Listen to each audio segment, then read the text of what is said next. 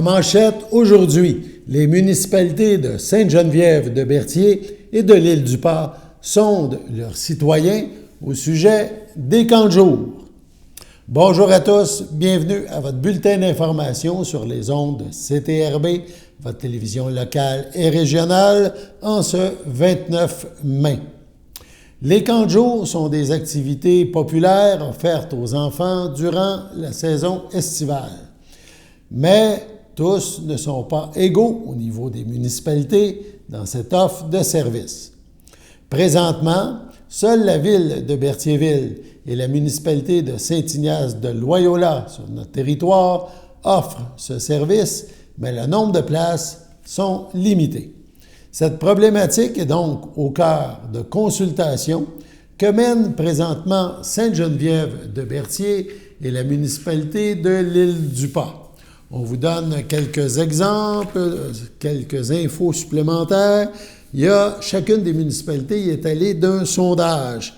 La municipalité de la Visitation de l'Île-du-Pas souhaiterait obtenir des renseignements, écrit-elle aux citoyens de sa localité, sur le taux de participation à un potentiel camp de jour prévu pour l'été de l'année 2025. Le conseil municipal dit avoir entendu les préoccupations de ses citoyens concernant les défis que doivent relever les familles chaque année avec les camps de jour estivales. Le conseil municipal donc de l'Île-du-Pas tient donc à ce que les enfants de la municipalité puissent passer des étés exceptionnels et mémorables, écrit-on dans l'entrée, dans le préambule du sondage. Des mesures concrètes sont donc actuellement mises en place pour atteindre cet objectif pour l'année 2025. Afin d'atteindre justement cet objectif, la municipalité requiert donc des informations précises concernant le nombre d'enfants, l'âge des enfants qui seraient inscrits au prochain camp de jour à l'été 2025. Il y a 3 possibilités pour communiquer les réponses si vous êtes résident de l'Île-du-Pas, en transmettant le nom, l'adresse, l'âge des enfants par courrier électronique à info@commercial-il-dupas.ca, en contactant la municipalité au 450-836-6019, c'est le poste 4601, ou en se rendant au bureau municipal pendant les heures d'ouverture afin de transmettre les informations requises. On mentionne que ces informations demandées doivent être envoyées à la municipalité avant le 7 juin à 11 heures. Donc, voilà pour l'Île-du-Pas, le sondage visant à collecter des données en lien avec un éventuel camp de jour dans la municipalité. Également, Sainte-Geneviève-de-Berthier, il va aussi de son sondage camp de jour. Les citoyens ont reçu la lettre suivante. En prévision de l'organisation d'un camp de jour à l'été 2025, nous devons établir le portrait de la communauté, écrit-on. Nous devons nous poser la question à savoir si un camp de jour est réellement nécessaire dans notre municipalité. Pour ce faire, nous avons besoin de connaître votre intérêt et vos attentes afin de mettre en place une organisation efficace. Donc, la municipalité souhaite mesurer le nombre de jeunes qui pourraient s'inscrire au camp de jour. Ainsi, on mentionne aussi que aider à préparer ce premier camp de jour, il faut le faire en répondant tout simplement au sondage. Veuillez noter que ce sondage ne fait aucunement office de formulaire d'inscription, ajoute-t-on, et ne confirme pas non plus officiellement la tenue d'un camp de jour en 2025. Mais l'important, c'est que la municipalité a mis ce projet-là à son ordre du jour et tout dépendant des réponses, comme à l'Île-du-Pas, on pourrait créer un camp de jour pour, non pas cet été, mais l'été prochain. Les demandes ont été quand même nombreuses au conseil, suffisamment là, pour lancer ces 2 sondages, chacun dans leur municipalité respective. La journée du 28 mai, donc hier, a été marquée par l'inauguration d'un tout nouveau, d'un tout premier van café de la Naudière. C'est une initiative de l'organisme Travail de rue Lavaltrie.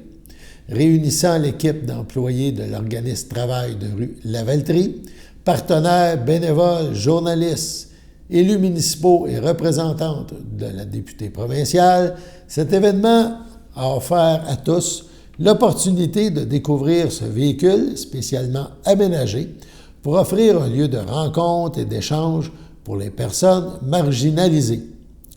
Ce véhicule, le Vagabond des Berges, est un projet en développement depuis plus de 4 ans. Il répond à l'intensification de l'isolement communautaire révélé par la pandémie.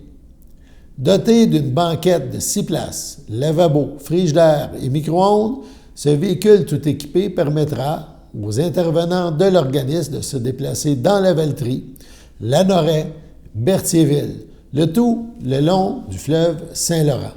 Il servira de lieu de rencontre pour permettre aux intervenants de l'organisme d'aller vers les gens dans la ville, les rejoignant ainsi dans leur milieu et non dans le nôtre. Tables et chaises seront placées à l'extérieur du véhicule, un bon café chaud ainsi qu'une collation pourront y être servis. L'organisme mentionne: nous désirons favoriser la relation avec ces gens, peu importe leurs besoins. Le Vagabond sera un lieu de réconfort lors des grands froids, un espace d'échange entre individus, de redirection vers des ressources disponibles et bien davantage, ajoute-t-on dans un communiqué envoyé aux médias. En région rurale, un des enjeux, on le rappelle, est la distance physique entre les lieux, les gens et les ressources. Les personnes en situation précaire sont moins nombreuses que dans une grande ville et réparties sur un plus vaste territoire. Cela peut être un défi supplémentaire à la réintégration. Ainsi, cette présence régulière du Vagabond des Berges sur le terrain permettra d'enrichir les relations et de partager des moments privilégiés entre les travailleurs de rue, les intervenants invités et les personnes qui côtoieront ce milieu de vie mobile. Ce projet d'envergure n'aurait certainement pas eu lieu sans le soutien financier de certains contributeurs généreux qui ont su voir la valeur de ce projet et la réelle différence que cette initiative peut faire dans les vies de tant de citoyens de Lanaudière. L'organisme mentionne: nous faisons donc part de nos sincères gratitudes envers la Table des préfets de Lanaudière, la Fondation Arnois-Richelieu, la Fondation Marc Saunier, la Caisse Desjardins de Dautré, le programme Air ouverte du CI3S de Lanaudière, la députée provinciale Caroline Proulx, ainsi que la Fondation du Tisonnier. Ces gens-là, ces organismes-là ont rendu possible cette initiative. Leur engagement et leur soutien sans faille sont des fondations sur lesquelles l'organisme qui parraine ce projet désire construire un avenir plus prometteur pour notre communauté. Éric Fortier, directeur général à la Caisse de Dautré, a tenu à souligner la valeur de ce projet. On le cite: « Le Vagabond des Berges apportera de la douceur, de l'attention et du bonheur à chacune des personnes rencontrées. Les travailleurs de rue de Lavaltrie sont des gens de cœur et de bienveillance. Leur offrir notre appui fait partie de notre mission. Nous vous souhaitons longue vie sur les routes de Dautré », a conclu le directeur de la Caisse Desjardins de Dautré. Alexandre Derry, vice-président de la Fondation Marc Saunier, a voulu ajouter: « Nous sommes heureux de contribuer au projet Le Vagabond des Berges, qui répond exactement à la mission de cet organisme qui vient en aide aux plus vulnérables de notre région. » Il a aussi été important de souligner l'implication et l'appui de plusieurs autres partenaires du projet: la Ville de Lavaltrie, le Groupe populaire d'entraide Lavaltrie, Action Famille Lavaltrie, la Maison des Jeunes Lavaltrie, la municipalité de Lanoraie, la Maison des Jeunes de Lanoraie, le Carrefour Émilie, la Ville de Berthierville, la Sûreté du Québec, la MRC de Dautré et le Service de sécurité incendie de la MRC de Dautré. Sur ce, allons à la pause. Votre station de télévision de Berthierville vous invite cordialement à son bingo hebdomadaire télédiffusée tous les samedis matins dès 9h30. Depuis longtemps, les fans de CTRB se divisent le joyeux montant de 600 $ chaque semaine à cette joute de bingo. N'oublions pas non plus le super bingo mensuel d'une cagnotte de 2000 $ que vous pourriez vous partager chaque premier samedi du mois. Un moment de fébrilité qui pourrait devenir payant pour plusieurs d'entre vous. Pour vous procurer ces fameuses cartes de jeu, les dépositaires participants sont à Berthierville, le dépanneur Formule 1, la station-service Armois sur le boulevard Gilles-Villeneuve, le marché IGA Extra Famille Mont-d'Or sur la rue Gabriel-Brissette, le marché Métro Boucher sur la rue Notre-Dame et la pharmacie Proxime sur la rue Frontenac. À Saint-Ignace de Loyola, le dépanneur Proxy sur la rue de la Traverse, la boucherie Aldo sur le rang Saint-Michel. C'est donc un rendez-vous hebdomadaire chaque samedi matin à 9h30 sur les ondes de CTRB, votre télévision locale et régionale, celle-ci toujours en haute définition. Toute l'équipe de CTRB vous remercie de votre fidélité et vous souhaite bonne chance.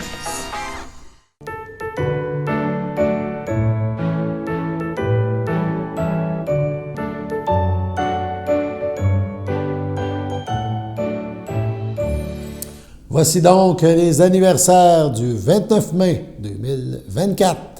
Tout d'abord, le CABA souhaite bonne fête à Carole Pimparé et à Christian Fallu. Si, en ce 29 mai, c'est votre anniversaire, eh bien, toute l'équipe de CTRB se joint à moi et vous souhaite bonne fête. Depuis quelques mois, vous pouvez écouter sur nos ondes ce qu'on appelle le Bulletin des régions.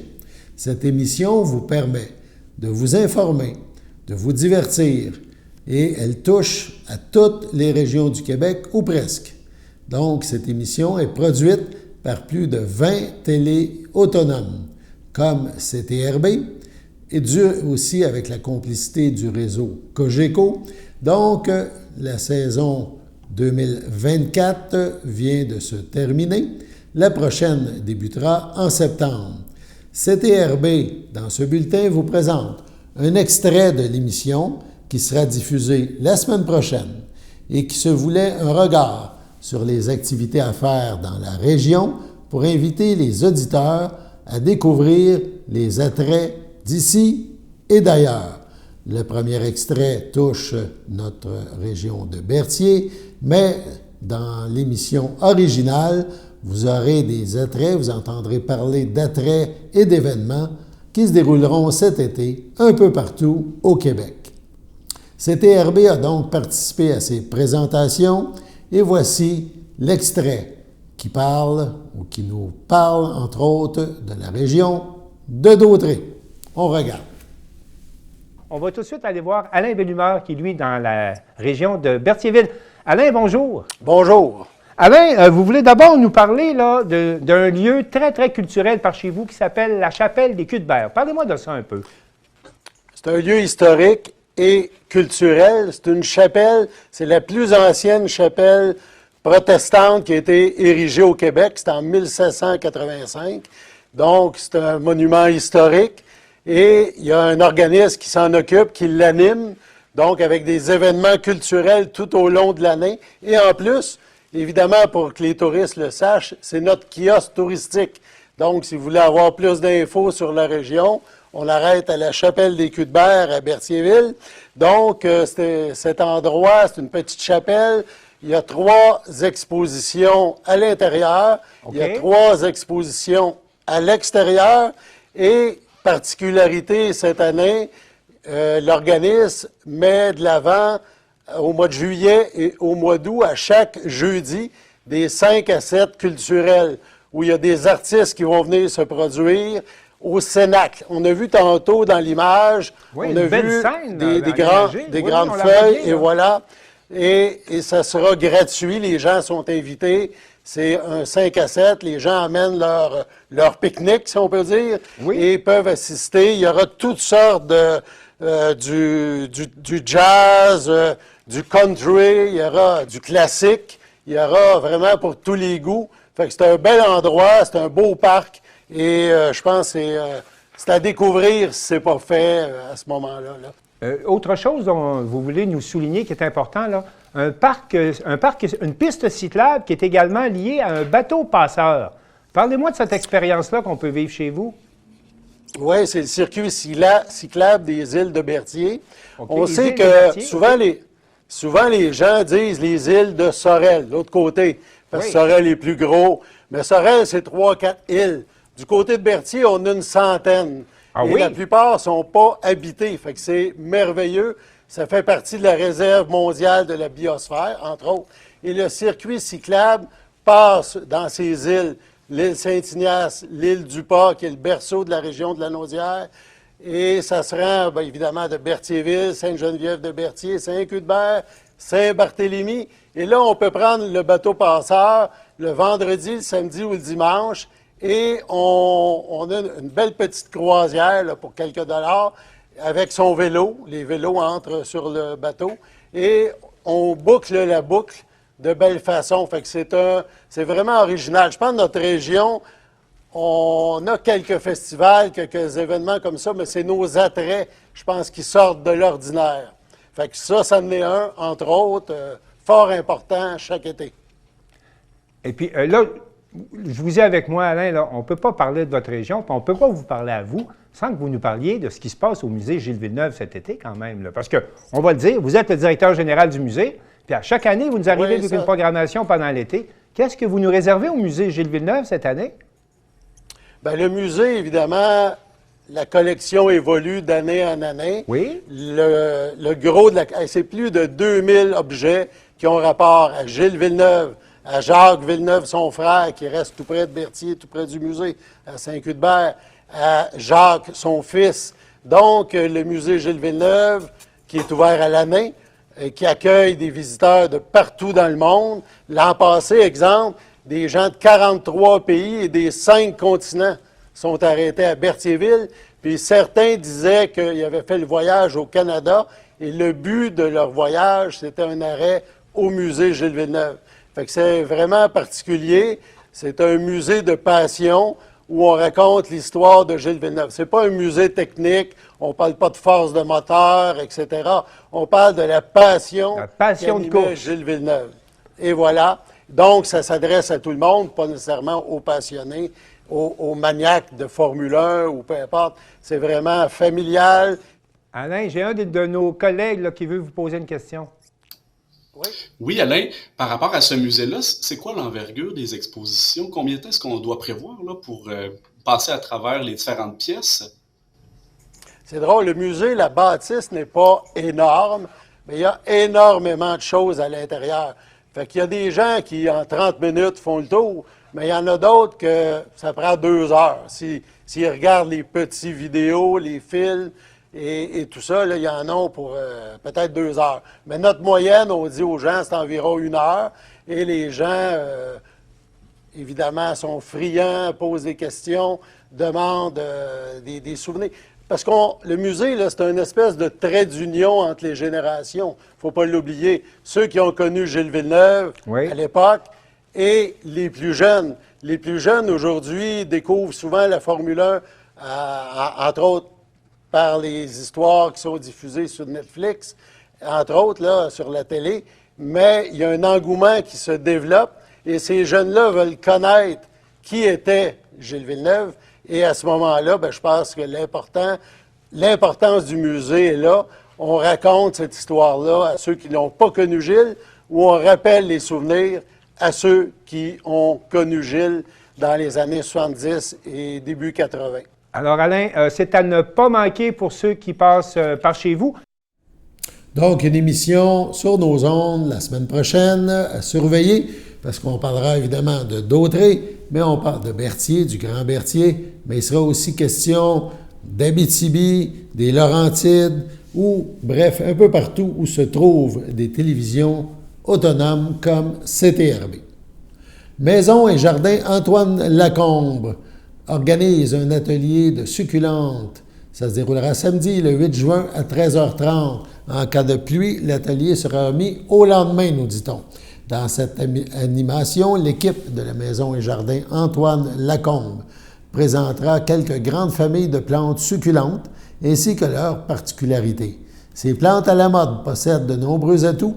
Leur qualité graphique, leur diversité de formes, textures et couleurs, ainsi que leur facilité d'entretien, figurent parmi les raisons de leur popularité.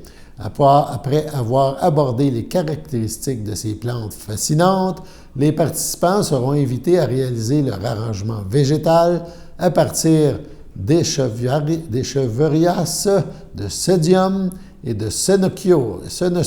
Voilà, on apprend des nouveaux mots.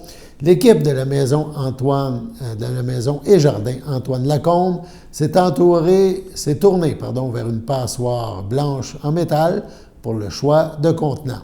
Cet objet, détourné de son utilisation première, offre un look original et permet un bon drainage.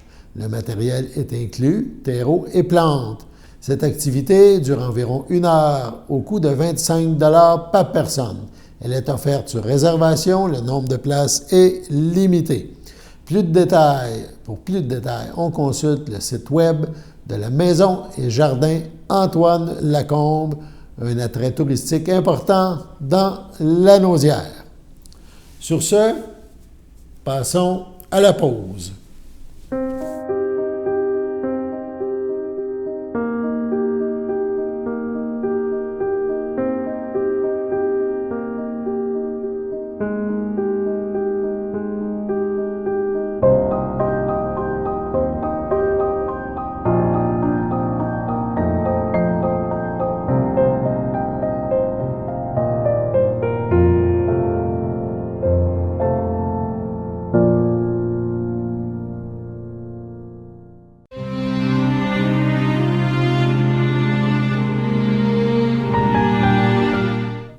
Au CHC Le Château à Berthierville, le 25 mai, à l'âge de 90 ans, est décédée Mme Jacqueline Viault, épouse de feu Jean-Pierre Gervais, demeurant à Saint-Ignace de Loyola, native de Montréal. Elle laisse dans le deuil son fils Michel Gervais, Linda Boilard, ses petits-enfants Antoine et Vincent Gervais, son frère Jean-Jacques Viault, Sylvie Beauchamp, ainsi que plusieurs neveux, nièces, autres parents et amis. La défunte ne sera pas exposée et une cérémonie aura lieu en toute intimité à une date ultérieure.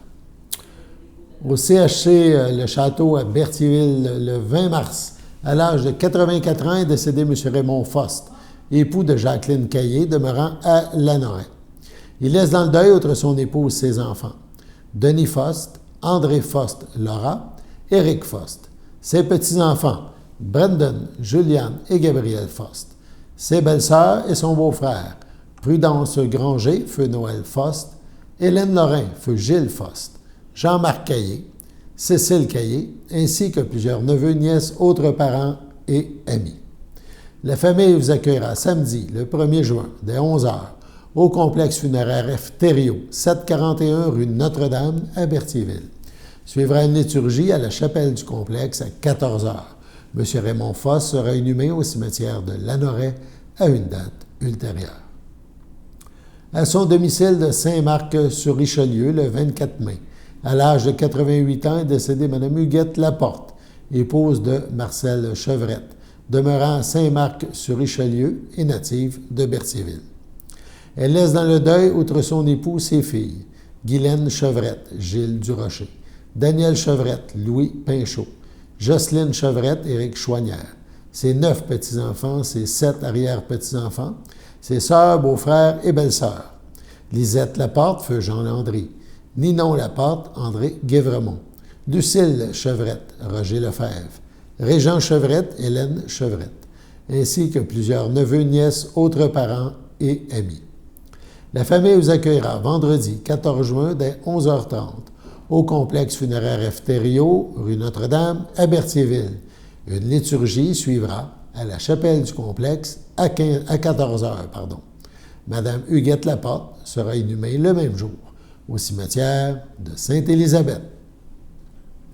À l'hôpital Maisonneuve-Rosemont, le 29 avril à 84 ans, est décédée Madame André Jubinville, fille de feu Joseph Jubinville et de feu Aline Coulombe, demeurant à Montréal, native de Berthierville.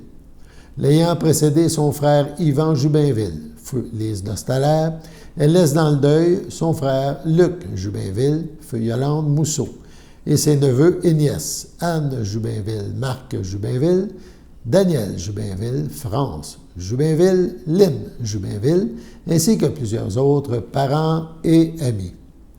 Les nièces de Mme Jubinville tiennent à remercier Mme Hélène Haek et son conjoint Jacques Desroches pour les bons soins prodigués envers leur tante. La famille vous accueillera samedi, le 15 juin, de 10h30, au complexe funéraire Thériault à Berthierville. Suivra un hommage à la chapelle du complexe à 11h30. Mme André Jubinville sera inhumée au cimetière de Berthierville le même jour. À Joliette, le 23 mai, à 75 ans, est décédée Mme Florence Delisle-Doucet, épouse de Paul Doucet, demeurant à Saint-Cuthbert. Elle laisse dans le deuil, outre son époux, sa fille Annie et son conjoint Benoît Bergeron, son fils Philippe et sa conjointe Catherine, le marié Saunier, ses petits-enfants, Alexandre, Élisabeth, Charles, Charlotte et Edmond. Elle laisse dans le deuil également ses 6 frères et sœurs, ses beaux-frères et ses belles-sœurs, ses neveux et nièces, ainsi que plusieurs autres parents et amis. La famille vous accueillera samedi 15 juin, 10h, afin de recevoir vos condoléances en l'église de Saint-Cuthbert. Suivront les funérailles à 11h en ce même lieu. À l'hôpital de Lanaudière, le 12 mai, à 94 ans, est décédé M. Bertrand Fournier, époux de Mme Yvette Raymond de Lanoret. Il laisse dans le deuil, outre son épouse, ses enfants, Yvan, Joanne, Sylvie, Luc, son petit-fils Paul, les enfants de son épouse Claude, Doris, Francine, Marcel, Michel, Christiane, Daniel, Nicole, ses 8 petits-enfants et 16 arrière-petits-enfants, ses sœurs Noëlla, feu Laurette, Jacqueline et feu Alberte, et Odette, ainsi que plusieurs neveux, nièces, autres parents et amis. La famille vous accueillera samedi 22 juin, 11h, au complexe funéraire Thériault à Berthierville. Une liturgie aura lieu le même jour à 15h30 dans la chapelle du complexe. Les cendres de M. Fournier seront déposées au cimetière de Montmagny. Sur ce, on passe à la pause.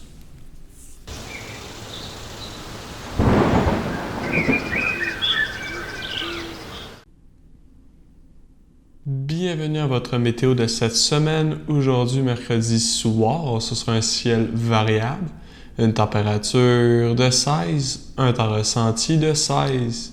Mercredi nuit, ce sera un ciel variable, une température de 9, un temps ressenti de 7. Jeudi matin, ce sera généralement ensoleillé, une température de 12, un temps ressenti de 10. Jeudi après-midi, ce sera ensoleillé, une température de 20, un temps ressenti de 20. Jeudi soir, ce sera généralement ensoleillé, une température de 17, un temps ressenti de 17. Et voilà, c'était tout pour votre météo. Vous avez assisté au bulletin d'information du 29 mai sur les ondes de votre télévision locale et régionale CTRB.